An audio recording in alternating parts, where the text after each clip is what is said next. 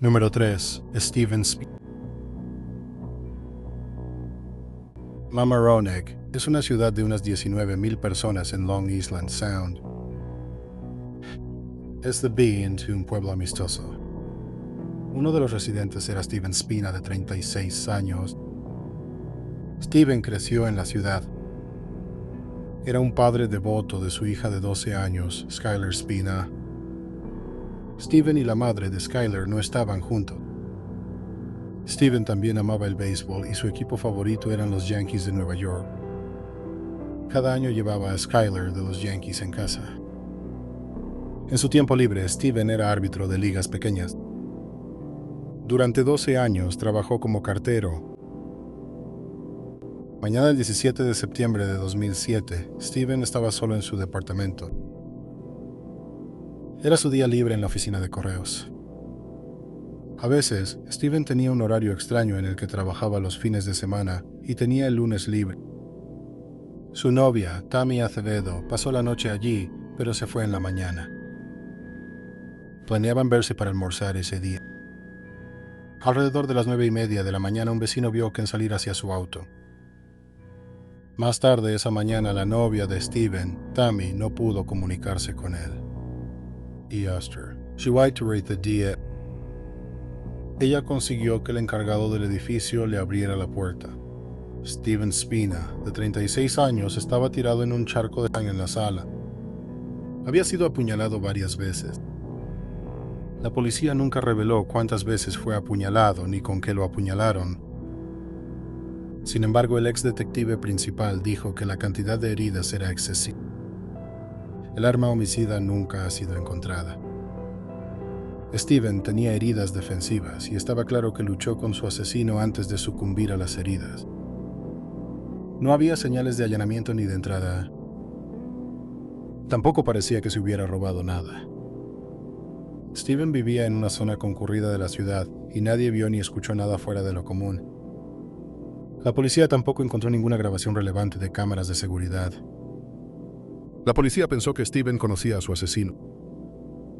Como no había señales de que alguien hubiera forzado la entrada o irrumpido, entonces probablemente Steve permitió que la persona entrara. Es posible que cuando fue a su auto esa mañana se haya encontrado con su asesino y que hayan regresado juntos al departamento. También se cree que el asesino conocía en el horario de Steven como para saber que tenía el lunes libre. La policía pensó que una expareja sentimental podría haberlo matado. Steven y tenía una relación intermitente y se sabía que Steven salía con otras personas. Sin embargo, la mayoría de sus relaciones terminaron en buenos términos y no parece que ninguna de las mujeres guardara. La policía consideró la posibilidad de que lo hayan matado por su trabajo como árbitro, pero la mayoría de la gente lo consideraba justo y era bueno con los niños. A menudo les daba consejos. Tampoco parecía que Steven tuviera un lado oscuro que lo llevara a ser asesinado. Lo describían como tranquilo y a menudo iba a la iglesia. Sin embargo, parecía que no todos estaban contentos con Steven. Aproximadamente un mes antes que lo apuñalaras de su auto. En ese momento su auto estaba estacionado al otro lado de la calle de su departamento. Steven reportó el incidente a la policía y le preguntaron quién creía que podría haberlo hecho. Él dio los nombres de algunas personas. Él pensó que la persona que probablemente lo hizo fue un empleado del Departamento de Obras Públicas, con quien había discutido recientemente. El hombre estaba enojado porque vio a Steven hablando con su novia. La policía investigó al empleado del Departamento de Obras Públicas, pero no fue acusado. Resultó que el auto de Tammy también había sido vandalizado varias veces. Una vez le rompieron la ventana del auto, y en otra ocasión alguien le echó ácido al coche y arruinó la pintura. Además, al menos una vez dejaron una nota amenazante. En una entrevista en 2026 con CBS Nueva York, el ex investigador principal del caso, David Castorella, dijo que no cree que el vandalismo al auto esté relacionado. Sin embargo, no aclaró si se refería a que había dos vándalos o si el vandalismo no estaba relacionado con el asesinato. La policía ha tenido varias personas de interés y ninguna de ellas ha sido descartada. Esto incluye a la novia de Steven en el momento del asesinato, Tammy Acevedo. Honest Ashley extensier STS de Harvey Smith. Inicialmente, ella cooperó con los investigadores, pero después de unas semanas pidió privacidad. Ella creía que la gente hablara del caso estaba causando problemas. En una entrevista con The Journal News, Tammy dijo, «Esto es una investigación abierta, y desafortunadamente, gracias a todo lo que se ha dicho y a todos los rumores y mentiras que se han creado, el asesino de Steven se está alejando cada vez más de nosotros», cita. Tammy también dijo que el asesinato había sido increíblemente difícil para ella. David Spielos cree que un amante despechado hizo que un hombre fuera al departamento de Steven y lo matara. Sin embargo, nunca encontró suficiente evidencia para acusar a nadie. La hija de Steven, Skylar Spina, está profundamente atormentada por el hecho de que el asesinato de su padre sigue sin resolverse. Le molesta que el asesino aún pueda estar suelto y que podría ser cualquiera. En una entrevista en 2017, 10 años después del asesinato, Skylar, de 22 años, dijo, «Sí, como no sé quiénes literalmente podrían estar cerca de mí en cualquier momento, y yo no lo sabría. Es un sentimiento tan aterrador», fin de la cita. Actualmente, hay una recompensa de $40,000 por información que lleve a un arresto y condena. Han pasado casi 19 años desde el asesinato de Steven Spina, de 36 años, y el caso se considera sin resolver. Número 2. Phyllis O'Brien Carson. Thury Noda. Novedad Carson, de 32 años, vivía en la histórica ciudad de French Camp, California. French Camp fue establecido en 1803 como un campamento de tramperos de la Compañía de la Bahía de Hudson. En 1970, alrededor de 1,600 personas. Phyllis O'Brien Carson nació en Stephen, Terranova, Canadá. Ella conoció al hombre que se convirtió en su esposo, Edward, un piloto de la Fuerza Aérea estadounidense, cuando él estaba destinado en Stephen. Después de casarse, se mudaron a French Camp y tuvieron 4 hijos juntos. En octubre de 1970, la hermana de Phyllis y el novio de su hermana estaban de visita. El 27 de octubre, su hermana y el novio de su hermana fueron a una taberna popular en French Camp, Francis Truck Stop. El esposo de Phyllis, Edward, estaba fuera en un viaje en barco. Alrededor de las 10:30 de la noche, la hermana de Phyllis decidieron retirarse por esa noche. Sin embargo, Phyllis no estaba lista para irse a casa. Phyllis llamó a casa y habló con su hijo mayor, quien estaba cuidando a los niños. Ella dijo que iba a regresar a casa con una amiga. Trágicamente no llegó a casa y fue reportada como desaparecida. Exactamente 3 semanas después, el 7 de noviembre de 1970, unos cazadores de faisanes encontraron el cuerpo sin vida de Phyllis, de 32 años, en una zanja a unas pocas millas del bar. El cuerpo había estado a la intemperie y estaba gravemente descompuesto. No se pudo determinar la causa de la muerte. Parecía que llevaba puesta la mayor parte de su ropa, pero también se había deteriorado. Era imposible decir si había sido agredida sexualmente. La policía no pensó que fuera un robo, porque todavía tenía puesto su anillo de bodas. La policía rápidamente descartó al esposo de Phyllis como sospechoso. Él tenía una coartada y cooperó con los investigadores. La noche en que Phyllis desapareció, ella, su hermana y el novio de su hermana estuvieron con un hombre en el bar. Cuando Phyllis llamó a casa, dijo que un amigo la llevaría a casa. Sin embargo, no identificó al amigo. A pesar de pasar tiempo con él, la hermana de Phyllis y su novio no dieron una descripción detallada del hombre. Nadie más en el bar lo hizo tampoco. Lo que se sabe es que cojeaba y hablaba con un acento sureño. Way llevaba un uniforme verde que describieron como algo que podría usar un empleado de gasolinera. Antes de salir del bar con Phyllis, compró 2 paquetes de 6 cervezas. Subieron a su vehículo y empezaron a conducir hacia el norte. Desafortunadamente no pasó mucho tiempo antes de que el caso se estancara. Después de lo sucedido, la familia no habló sobre su muerte porque era demasiado doloroso para muchos de ellos. Carson tenía 8 años cuando su madre fue asesinada. Ella sabía que su madre había muerto, pero no sabía que la habían asesinado. Cuando Melissa tenía 18 años, fue a la oficina del forense y revisó el informe de su madre. Sin embargo, lo encontró demasiado perturbador y no pudo terminar de leerlo. Cuando tenía 32 años, regresó a la oficina del forense y terminó de leer el informe. Luego creó una página de Facebook para buscar información sobre el caso. Melissa incluso tomó un recorte de periódico y fue de puerta en French Camp pidiendo información. Ella presionó al gobierno para obtener ayuda y en 2016, la oficina del gobernador de California ofreció una recompensa de $50,000 por información. French Camp fue descrito como una comunidad muy unida, pero supuestamente nadie conocía al hombre en el bar, a quien Phyllis describió como un amigo. El bar al que fue esa noche también era una parada de camiones, así que camioneros de diferentes partes de Norteamérica iban y venían de la zona. También había construcción en la zona y se estaba construyendo una nueva autopista. Las personas que trabajaban en esos proyectos a menudo venían de diferentes lugares. Algunos eran personas de paso y no habría sido sospechoso si se hubieran ido de la zona poco después del asesinato. En 2020, 50 años después del asesinato, el departamento oficialmente el caso sin resolverlo. Dijeron que no tienen pistas viables y que la mayoría de los testigos están muertos. En 2022, la familia de Phyllis solicitó que se analizara la evidencia para buscar ADN y luego realizar genealogía genética con el perfil. Ciudad del sheriff dijo que no hay evidencia adecuada para hacer pruebas.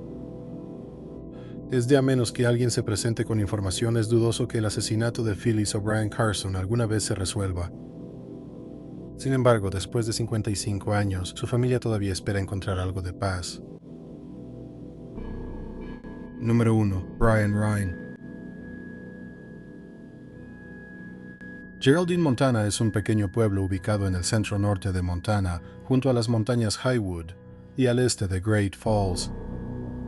En 1906, su flag de 250 habitantes, lo que refleja su carácter tranquilo y rural. Uno de los habitantes del pueblo era Brian Ryan, de 31 años.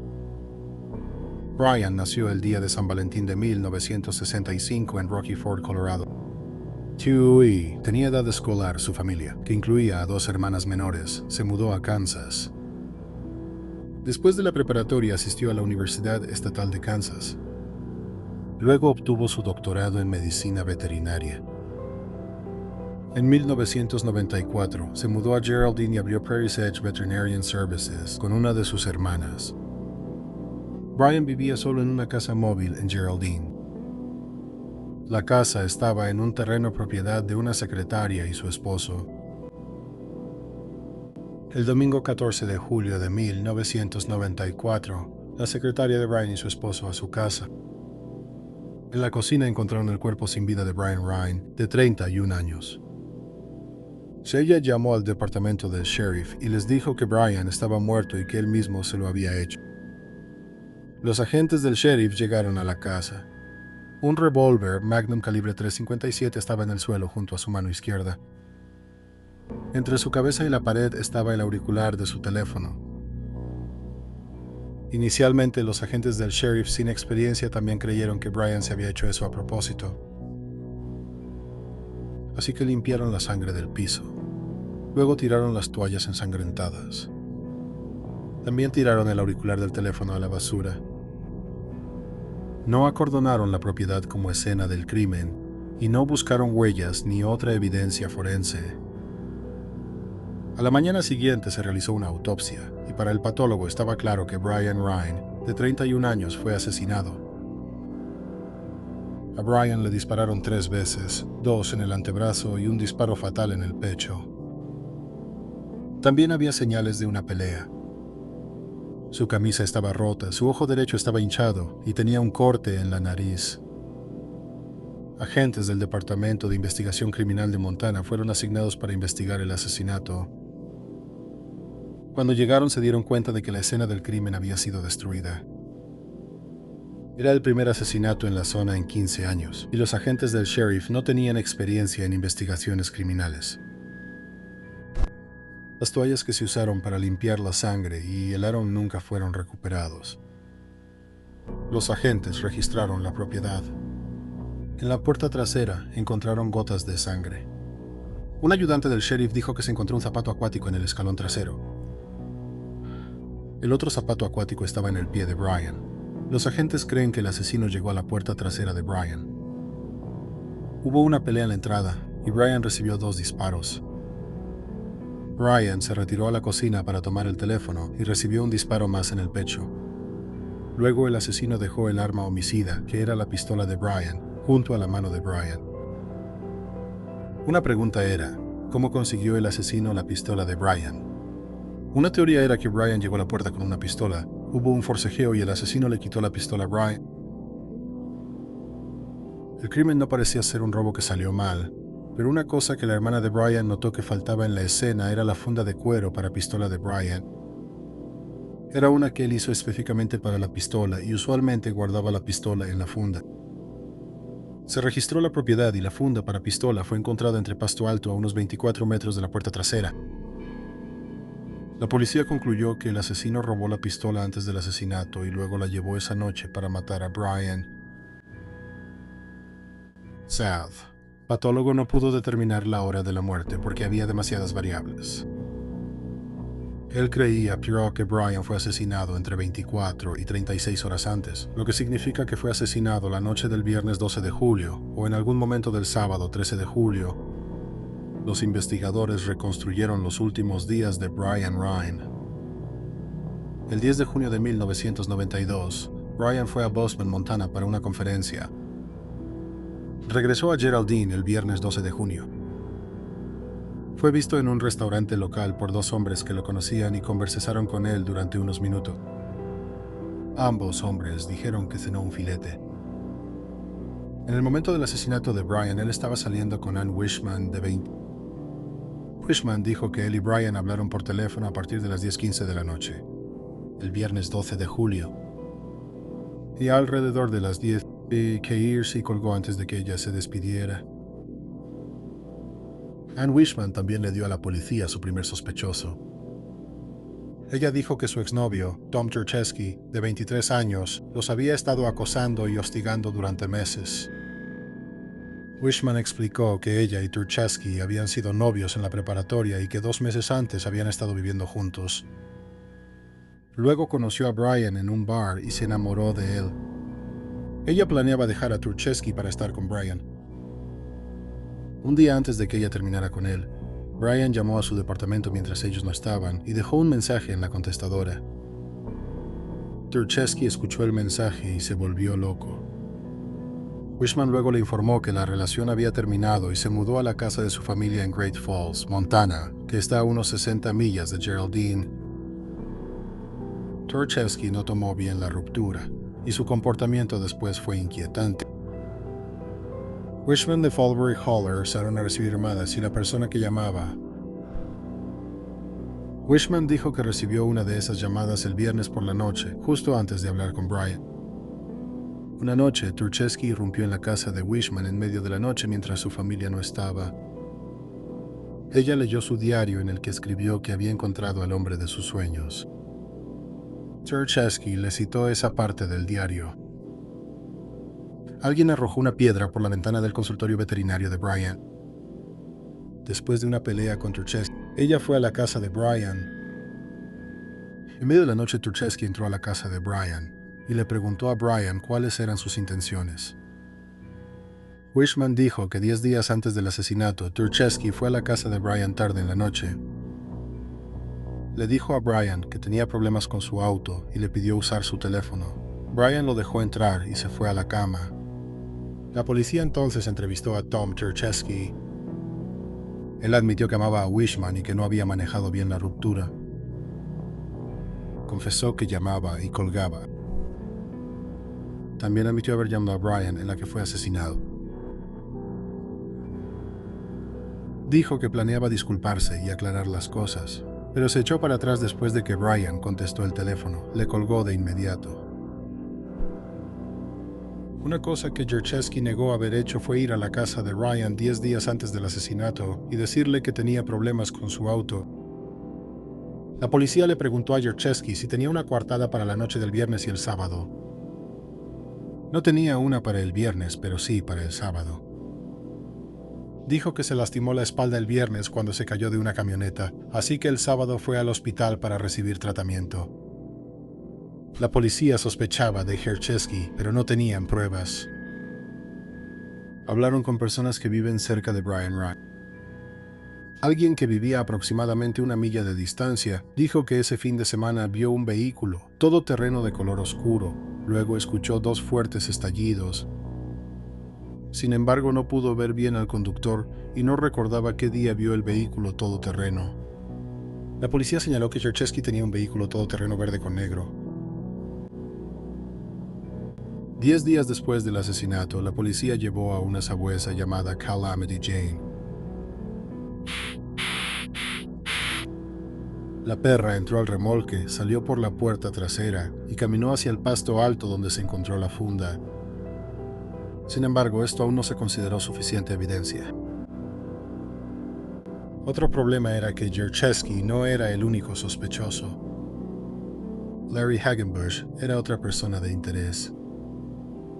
Hagenbush era un amigo cercano de Ryan, a quien conocía de Kansas. Hagenbush había convencido a Ryan de mudarse al área de Geraldine. El de Harris Tyler's Life sigue Easters de su war. Su esposa lo estaba dejando y él estaba bebiendo en exceso. Aproximadamente un mes antes del asesinato de Ryan, intentó acabar con todo tomando drogas que robó de la clínica veterinaria de Ryan.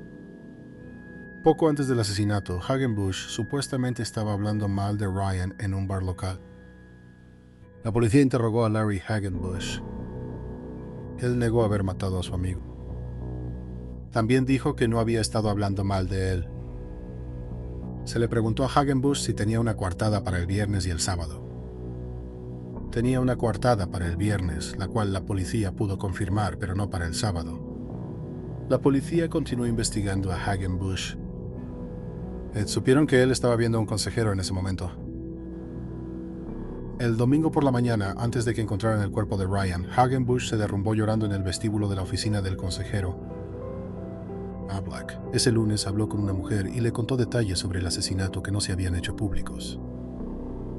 Por ejemplo, dijo que Ryan fue asesinado con su propia pistola y que lo encontraron acostado boca arriba. Sin embargo, la policía no pudo determinar el motivo por el cual Hagenbush querría matar a su amigo. Tampoco había pruebas de que ellos mataran a Ryan. Pasaron 18 meses y no se realizaron arrestos.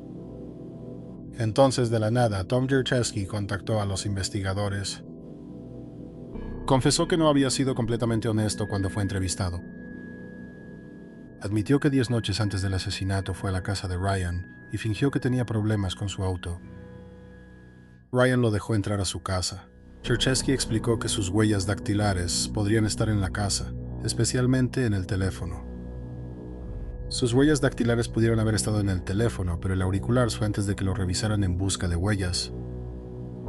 Para los investigadores, la llamada telefónica les confirmó que Cherchesky era el asesino. Estaba cambiando su versión para dar una explicación plausible de por qué sus huellas dactilares podrían encontrarse en la escena del crimen. Así que en mayo de 1000 fue arrestado por asesinato. No había pruebas físicas en su contra. La evidencia más fuerte era su comportamiento después de la ruptura y los hechos previos al asesinato. También estaba el sabueso que siguió su olor desde el remolque hasta el lugar donde se encontró la funda. Aproximadamente 5 meses después, en octubre de 1000, no hubo giro inesperado en el caso. El juez dictaminó que la prueba de rastreo canino era admisible. Resultó que ni el perro ni el guía canino estaban certificados. Además, Cherchesky ya había admitido haber estado en la casa de Ryan, así que quizá por eso su olor estaba ahí. Después de eso, los cargos contra Cherchesky fueron desestimados sin perjuicio. Cuando se retiraron los cargos, el caso se enfrió. Después de que se desestimaron los cargos, Cherchesky decidió mudarse a Dakota del Sur. Ahí se casó y tuvo 2 hijos. Luego, en 2013, la oficina del fiscal general de Montana tuvo un nuevo fiscal principal. Él creía que había suficiente evidencia para condenar a Tom Cherchesky. Así que en febrero de 2014, casi 17 años después del asesinato, Cherchesky fue arrestado por segunda vez. Cheskier, de 42 años, fue a juicio en septiembre de 2015. La fiscalía alegó que Cherchesky estaba furioso porque Amy Wishman lo dejó por Brian Ryan. El comportamiento de Cherchesky después de que Wishman rompió con él fue perturbador y extraño. Acechó y acosó a Wishman y Ryan durante semanas. Ann Wishman testificó que después del asesinato, Cherchesky siguió intentando convencerla de que volvieran a estar juntos. La fiscalía alegó que mientras Ryan estaba en la convención, Cherchesky irrumpió en la casa de Ryan y robó su arma.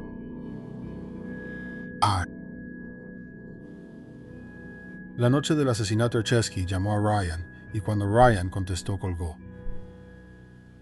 La fiscalía alegó que Cherchesky lo hizo para asegurarse de que Ryan estuviera en casa. Además, esa noche aproximadamente recibió esa llamada. Ann Wishman recibió una llamada en la que quien llamaba también colgó. La fiscalía dijo que Cherchesky hizo esto para asegurarse de que ella estuviera en casa.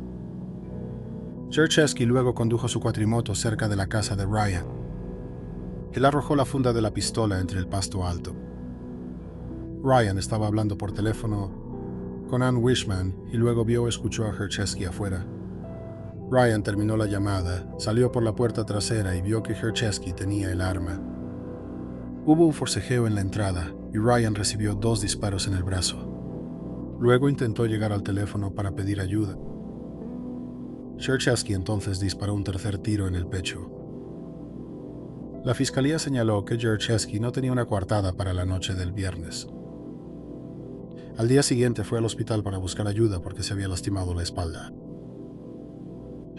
Cherchesky afirmó que sus lesiones fueron por caerse de una camioneta, pero la fiscalía dijo que se lastimó la espalda cuando asesinó a Ryan o poco después. Por ejemplo, pudo haberse lastimado al huir en la cuatrimoto. También alegaron que Cherchesky cambió su versión sobre si había estado en la casa de Ryan.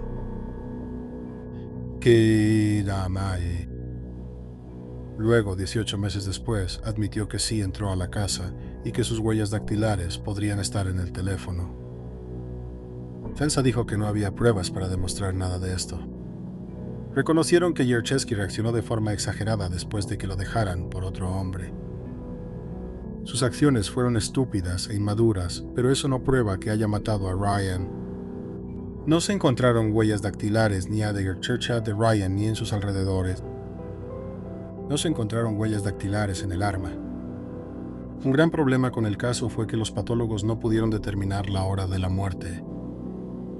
Lo que se sabe es que Ryan fue asesinado en algún momento después de terminar la llamada con Ann Wishman, alrededor de las 10:40 de la noche del viernes. Luego nadie lo vio ni habló con él el sábado. El cuerpo de Ryan fue encontrado el domingo. La fiscalía argumentó que Ryan colgó abruptamente porque sabía que Cherchesky estaba ahí. La defensa argumentó que Ryan fue asesinado el sábado y que tenían pruebas para demostrarlo. 2 hombres que conocían a Ryan dijeron que lo vieron a las 7 de la noche, comiendo bistec en un restaurante local. El patólogo no encontró ningún rastro de bistec en su estómago. Si él hubiera comido bistec aproximadamente 4 horas antes de que lo mataran, habría habido algo de bistec en su estómago.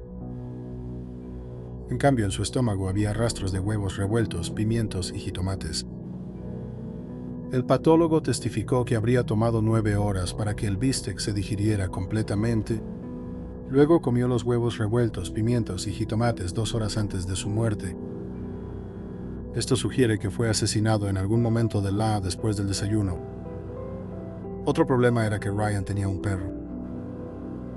Si Ryan fue asesinado el viernes por la noche y su cuerpo fue encontrado el domingo, eso significa que el perro habría estado encerrado durante 36 horas.